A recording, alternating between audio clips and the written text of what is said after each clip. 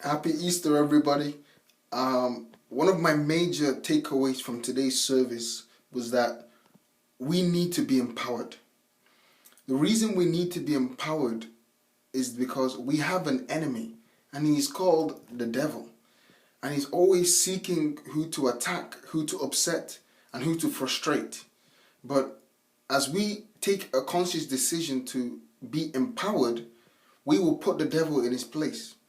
And how do we become empowered? We become empowered by acquiring knowledge from the Word of God, acquiring knowledge of God's Word.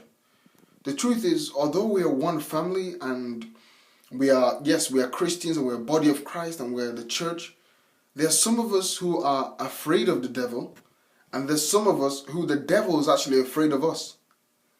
In that, what do I mean? There's some of us who the devil can easily attack and who he does keep attacking, and there's some of us who are a threat to him and a threat to his kingdom.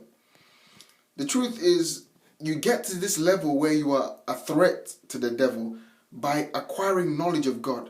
When you discover who you are in Christ, you will see how cheap the devil is and how weak the devil is.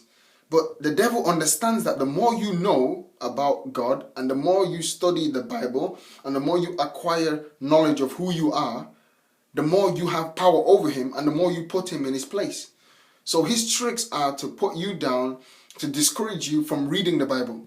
Because if you don't know, he can deceive you and he can misinterpret things and confuse you.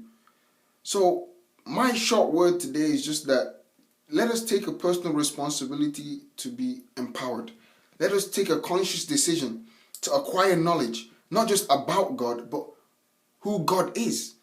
Many of us know about God. We know some certain things, but we don't quite know God as we ought to know.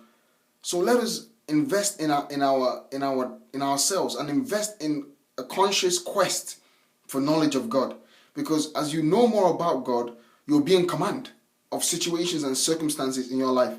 The reason why some people can say, I can never be sick, I can never be poor, is because they've discovered some certain things from the Bible that empowers them to say such words. And I would just like to make a note on this point. The devil knows how much you know, and the devil also knows how much you don't know. The truth is, he attacks those who don't know quite a lot, but they pose to know a lot. You know, I remember a story I read in the Bible about a group of people who tried to cast out an evil spirit in the name of Jesus.